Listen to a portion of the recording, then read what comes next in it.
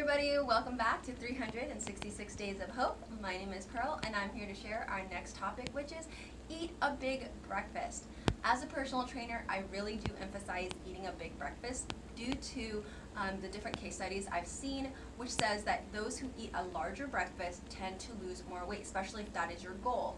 And also it increases your metabolism as well as slows your cravings throughout the day, so you're not snacking as much and you aren't packing on extra calories that is so unnecessary. So this is why it's important to eat a big breakfast. Unless you are doing intermittent fasting, then that's completely different. Then you would have your first meal be your biggest meal, whatever time that may be, but then your second meal would be a little less than that. And so it's really important to kind of gauge what it is that you're doing for your lifestyle and what fits in your lifestyle, but generally your first meal should be the biggest and it should be nutrient dense. And so today I wanted to go ahead and kind of show you guys what I do for breakfast and just kind of what that looks like, and so it kind of gives you an idea on what a big breakfast may be. And for some people this may not be practical, so there are definitely ways in which you can go around it. Just meal prep the night before, have it packed and ready in the refrigerator so you can just take it. And the Journal and Council of Endocrinology and Metabolism really says that those who have higher calorie breakfast versus a high calorie dinner tend to do so much better in terms of their weight loss progression. So that's why it's really important to really think about that, especially if you've got, genetically, like your family history has like diabetes. It's probably better to eat a bigger breakfast and help you prevent metabolic disease. All right, so come into the kitchen with me. And so today I am making oatmeal. And generally the way I make oatmeal is I do about half a cup. And I know for some people that might be a lot for breakfast. So you can always start off with like just a quarter cup, since it is a 1-to-2 ratio, meaning that it's 1 of the oatmeal and then 2 parts liquid. So we're doing a full cup of water. And so, generally I just let this boil for about 15, well, it just depends on like how fast your stove may be. And what I like to add to it is my dry fruit right then and there. I know people are saying, oh, well, it's got a lot of sugar. Well, I feel like, yes, it may have some sugar, but I'm not putting in, like, for example, 1/4 of a cup is going to give me 120 calories. I'm not putting 1/4 of a cup of this.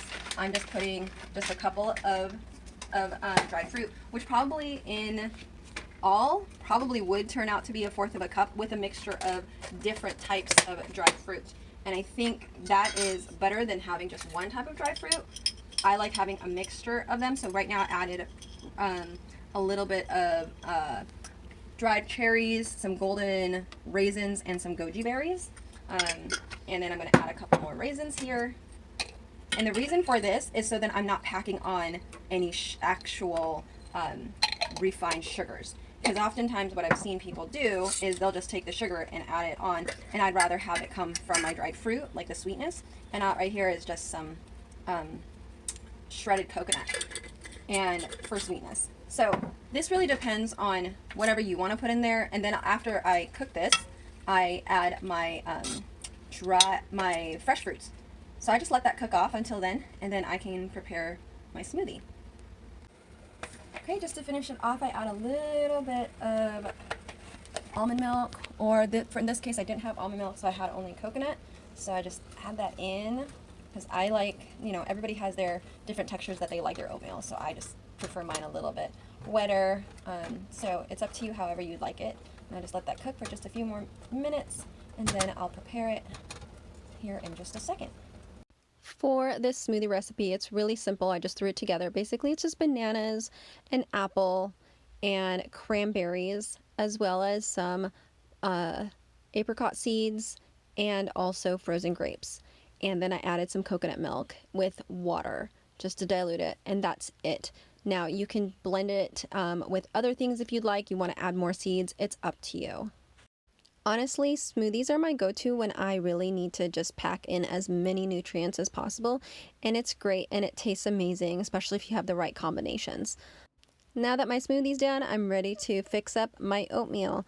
And this one's pretty easy. I just use 3 different fruits that I absolutely love, which are cantaloupe, papaya, and fresh mangoes. I just chop them up and I basically put it on my oatmeal, and then I sprinkle it with a little different seeds. Like right now, I have sunflowers and I have chia seed.